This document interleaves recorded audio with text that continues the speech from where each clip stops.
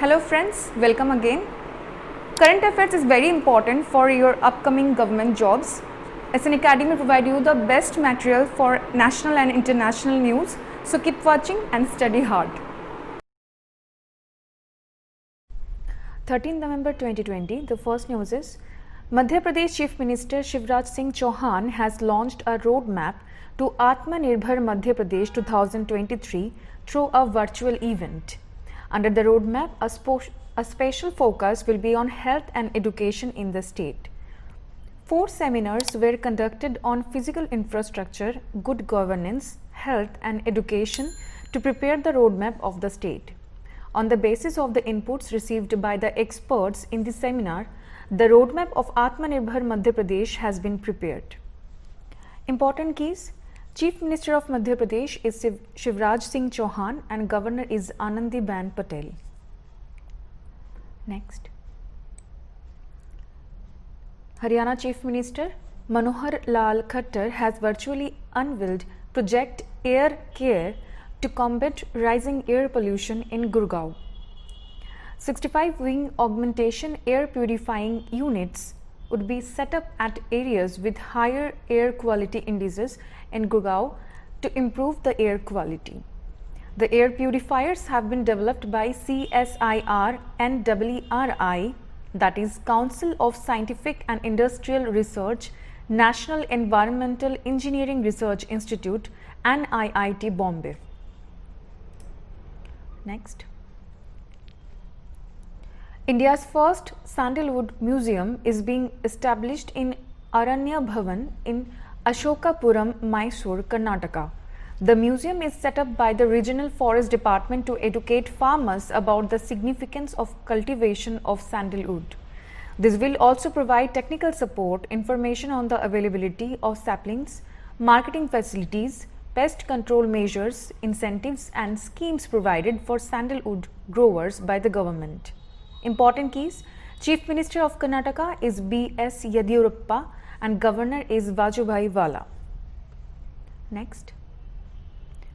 Rating agency Moody's has projected the GDP of India at 8.9% for the calendar year 2020. Earlier, this was projected at 9.6%. Apart from this, India's GDP growth for calendar year 2021 is projected at 8.6% by Moody's from 8.1% earlier. Important keys: Headquarters of Moody's is New York, United States. President and CEO of Moody's is Raymond W.C. McDaniel Jr. Next. An actor, producer and humanitarian, Sonu Sood, is set to pen his autobiography titled I Am No Masiha. The book will be co-authored by Meena Iyer.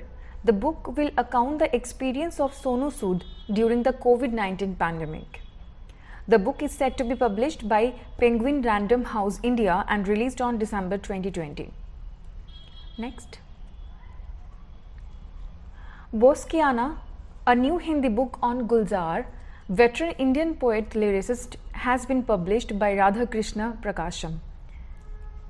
The book portrays the life of Gulzar through his films, poetry, philosophies, lifestyles, likes and dislikes.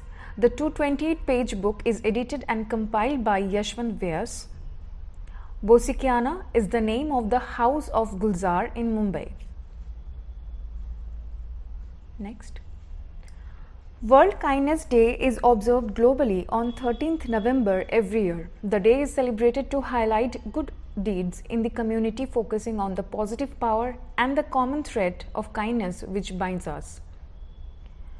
World Kindness Day was first celebrated in 1998 by the World Kindness Movement. The theme for the 2020 World Kindness Day is Kindness, the world we make, inspire kindness. Next. National Ayurveda Day is being observed every year from 2016 on the day of Dhanvantri Jayanti. This year, the 5th Ayurveda Day falls on November 13th, 2020. The potential role of Ayurveda is the management of the COVID-19 pandemic will be the focus of this year's Ayurveda Day observation. Prime Minister Narendra Modi will inaugurate the two future-ready Ayurveda institutions in Gujarat and Rajasthan. The Institute of Teaching and Research in Ayurveda (ITRA) at Jamnagar in Gujarat and the National Institute of Ayurveda at Jaipur in Rajasthan on November 13th. Next. Bollywood actor Asif Basra, who was known for his role in the recent thriller series Patal Lok, has passed away.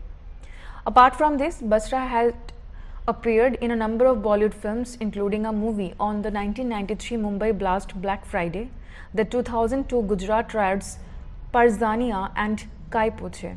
He had also starred in several plays in India and abroad, performing in English, Hindi and Urdu theatre production. Next. Former Chief Minister of Sikkim, Sanchavan Limpu, passed away. He was 73. He was the fourth Chief Minister of Sikkim from 17th June 1994 to 12th December 1994 from Sikkim Sangaram Parishad Party. He became the CM for nearly 6 months after toppling down the late Nar Bahadur Bhandari's government of Sikkim Sangam Parishad while he was in the cabinet minister in the same government in the year 1994.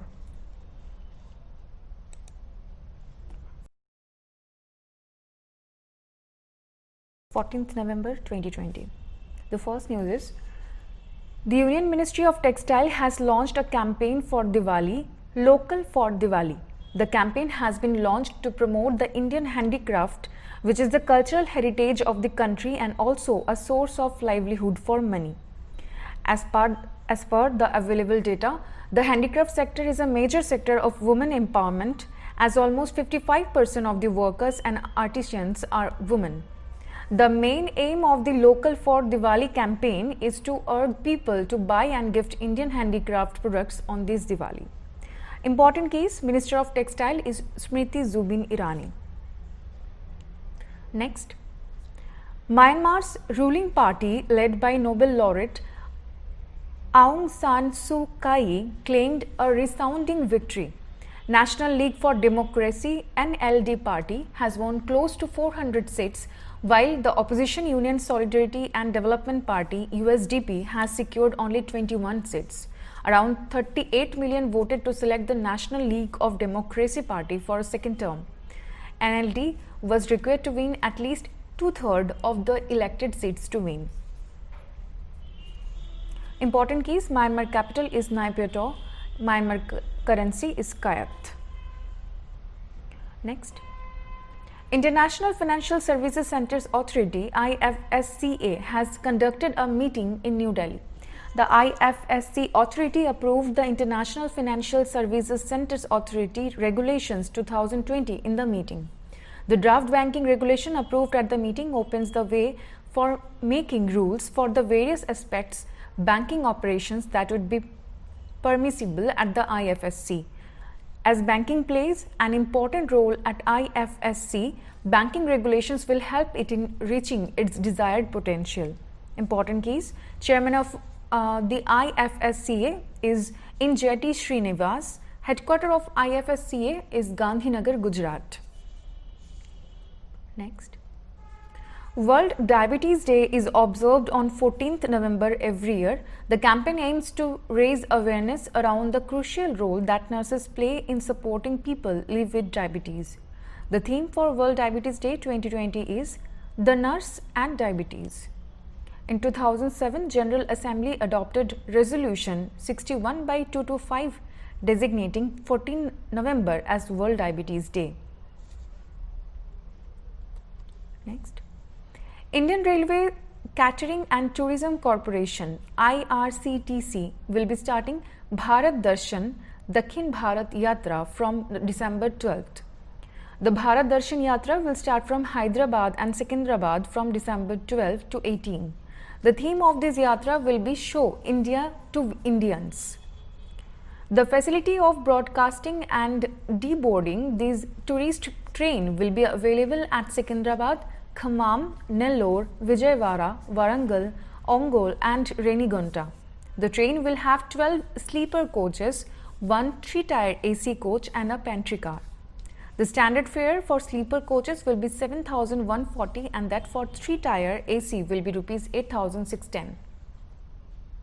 Important keys: IRCTC incorporated on September 27, 1999. Indian Railways Catering and Tourism Corporation (IRCTC) is a subsidiary organization of the Indian Railway.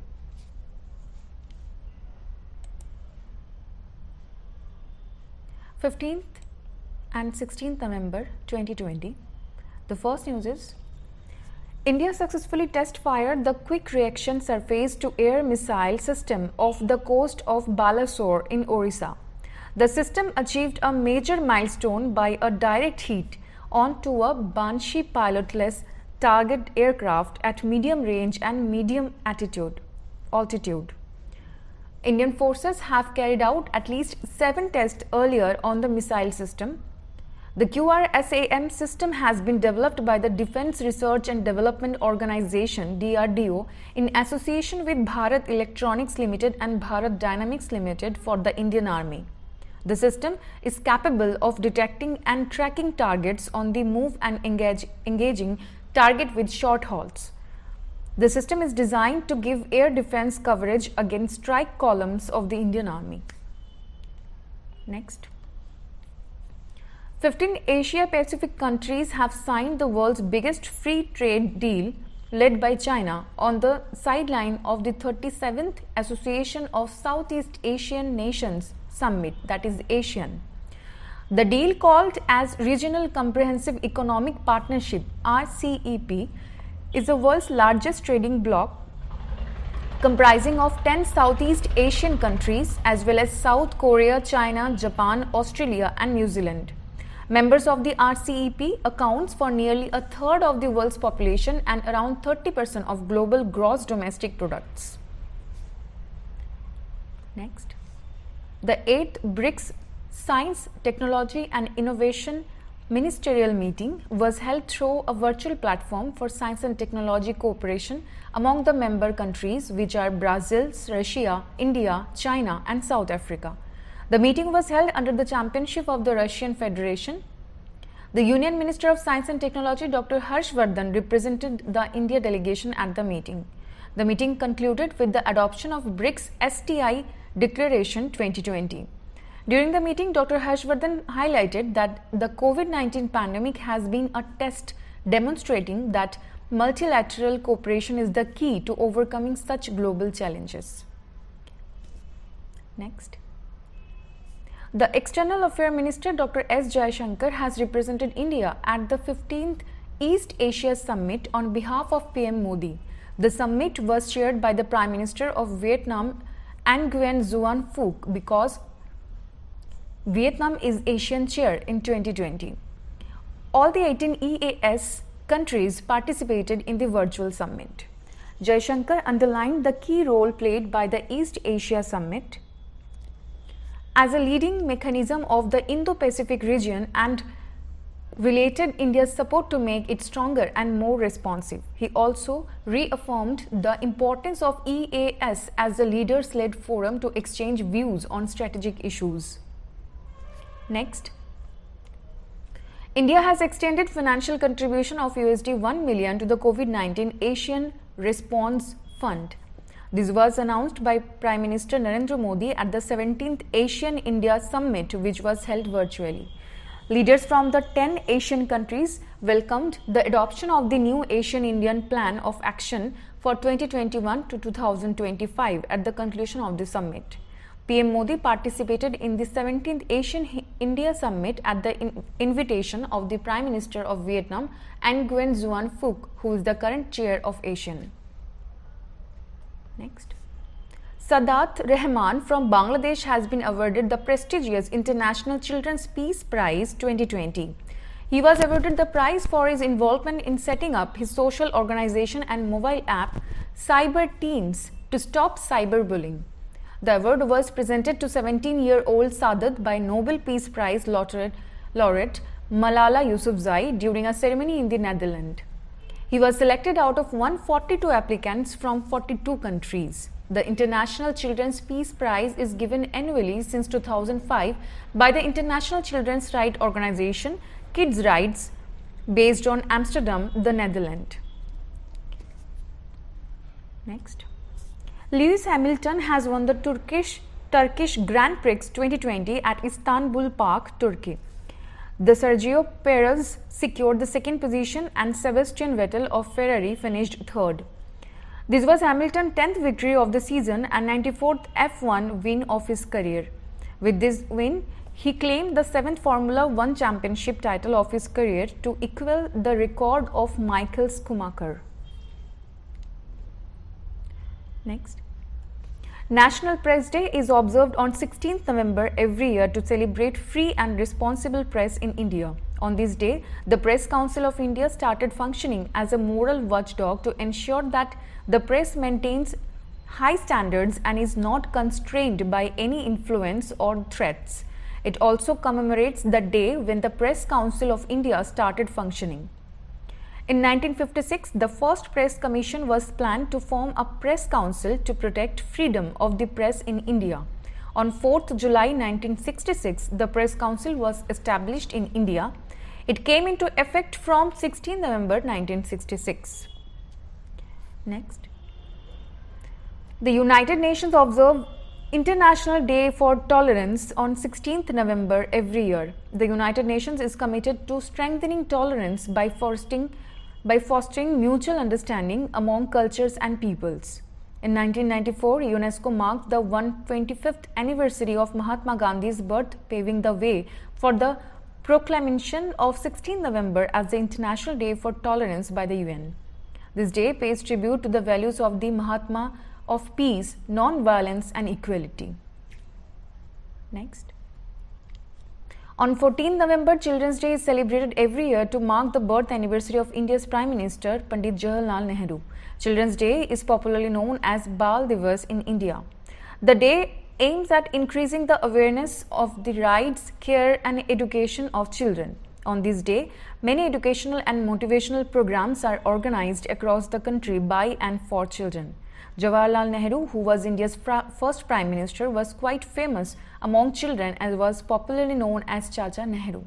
Following his death in 1964, it was decided that to move the celebration of Children's Day to November 14th as a mark of respect to him and commemorate his fondness of children. A resolution was passed in the Parliament, and since then Children's Day is celebrated in India on November 14th every year. Notably, Children's Day was celebrated in India first on November 20th, 1956 along with the Universal Children's Day. Next. The legendary Bengali actor and Dadasaheb Phalke Awards recipient Soumitra Chatterjee passed away. He became famously known after his collaboration with Oscar-winning film director Satyajit Roy, with whom he worked in 14 films. He had won a number of awards in home and abroad. Soumitra Chatterjee was awarded the Padma Bhushan by the Government of India in 2004, Dadasaheb Phalke Award, India's highest award for cinema, in 2012. In 1999, Soumitra Chattopadhyay became the first Indian film personality to be conferred with the Ordre des Arts et des Lettres, France's highest award for artists. Next. Noted journalist and writer Ravi Belagere passed away. He was from Karnataka. He was famous for writings on the crime world, and his column Papigala Loka Dali was very popular. Belagere was honored with many awards, including the Karnataka Sahitya Academy Award, Kannada Rajyotsava Award, Karnataka Media Academy Award and many more. Also an educationist, Belagere started Prarthana School where his mortal remains were kept for the public to view before being taken to the crematorium. Next. The Kitham Lake, also known as Sur Sarovar in Agra of Uttar Pradesh, has been added to the list of Ramsar sites. More than 106 species of migratory birds rest in Sur Sarovar Lake. The water of the lake is obtained from Agra Canal. The canal originates from Okhla Barrage on river Yamuna in Delhi. The aim of the Ramsar list is to develop and maintain an international network of wetlands which are important for the conservation of global biological diversity and for sustaining human life through the maintenance of their ecosystem components, processes and benefits. Next. On the occasion of Children's Day, a first of its kind in the world, library on the Tram for children was launched in Kolkata, West Bengal. A tram is a rail vehicle that runs on tramway tracks along public streets. The tram would run on Sham Bazar Esplanade and Goria Hat routes spanning across North and South Kolkata every day from morning to evening. It has been jointly developed by the West Bengal Transport Corporation and APJ Anand Children's Library and will have around 1000 books. Important keys: Chief Minister of West Bengal is Mamata Banerjee and Governor is Jagdeep Dhankar. Next. The Lonar Lake in Buldhana district of Maharashtra has been chosen as a wetland site of international importance under the Ramsar Conservation Treaty. Lonar Lake was formed by the impact of a meteorite on basalt bedrock several thousand years ago. An area of 365 hectares around the lake, which itself is spread over 76.69 hectares, was declared a wildlife sanctuary in June 2000. A Ramsar site is a wetland site designated to be of international importance under the Ramsar Convention. The name Ramsar comes from the Ramsar city of Iran, where this treaty was signed.